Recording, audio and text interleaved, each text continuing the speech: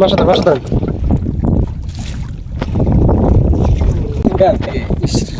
জীবিত ভাই মাশাআল্লাহ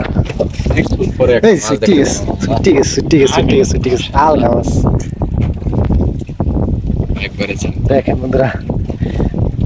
অসাধারণ এই খেলা এই মাথায় বাজছিল মাছটা না